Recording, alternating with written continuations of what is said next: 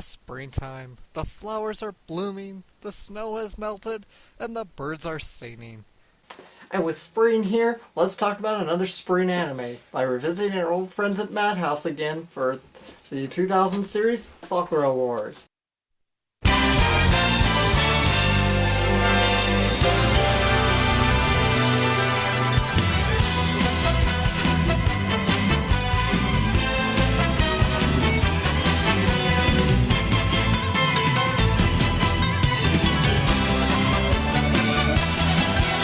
First of all, look at the DVD set.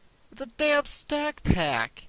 Why do companies continue to make these? They're ridiculously inconvenient. If I want to pull out a disc from the end of the pile, I have to take all the discs from on top of the pile out of the set first. Then I gotta put them to the side. Well, gee, we all know what happens when you leave discs out and exposed. Then I gotta put them all back again. And guess what happens when I'm done? I gotta do it all over again! What were they thinking? Now, the one I have is actually a re-release from Sentai Filmworks. If you're looking to buy this yourself, don't worry. There's actually a thin pack available out there, so you don't have to put up with this.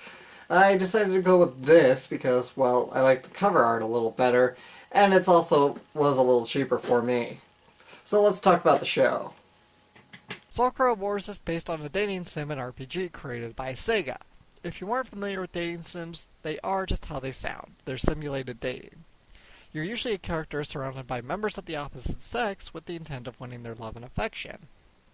Some of these games are known as H games, which the goal is to have sex, but many of them also have a clean version to them. But that's enough of that. Let's just talk about the anime. The show is a steampunk action sci-fi show set during the 1920s in Japan. The story begins with one Sakura arriving at the capital with aspirations of defending the city from the demonic forces of the Black Sanctum Council, just like her father before her.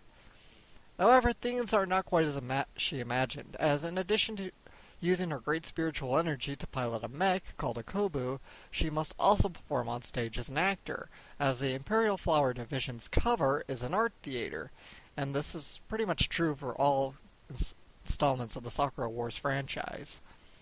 Making a fool of herself and ruining the production gets on everybody's bad side in the first day, but somehow she must learn to work with them and prevent the enemy from destroying several shrines which protect the city. Historical fiction is always a fun genre to explore, especially in anime, and if there's one period that's often overlooked in world history, it's usually the 20s. Steampunk is also a very fun genre to use as a base, and doesn't get used that often.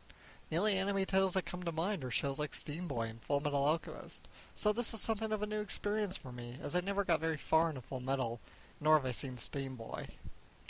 The action with the mechs is really wonderfully animated for a series that's now 13 years old. I gotta say, it still looks really good and really visually stunning. A lot of this is also filmed and animated in this very brightly saturated style. Normally I really don't care for an oversaturated picture, be it animation or live action, but Sakura Wars actually pulls it off nicely.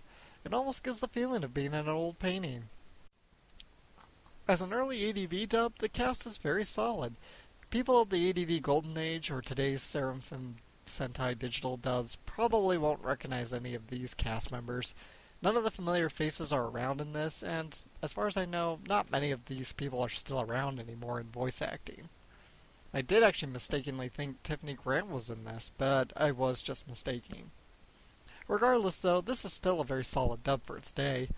I haven't watched it in Japanese, so nothing to really comment on that or compare it to, but I'm sure the Japanese acting is good as well. Plot is a pretty standard one. It's kind of a monster of the week show, but it's still pretty good nonetheless. It's also a bit of a fish out of water story, with Sakura having to adapt to working with this tightly knit theater group, being the outsider and all, and having to try and get along with everybody. What also adds to the series is great music. Besides the really great theme song, which is really catchy,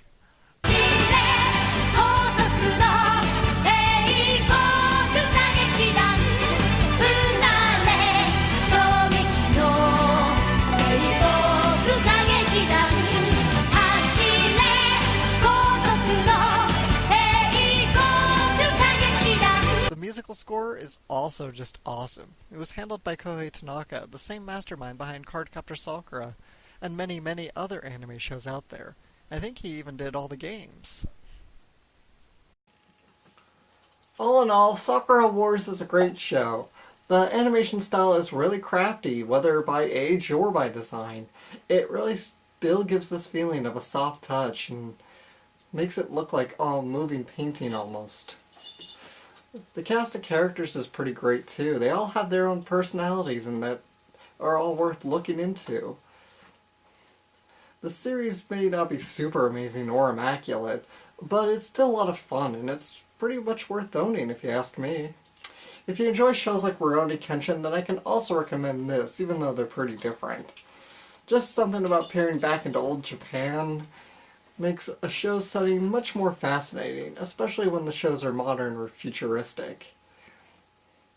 And that's not counting fantasy worlds. Mech lovers and lovers of steampunk may also really like this show. It has something for everyone. Well, until next time, I'm Shadowblazer 3000.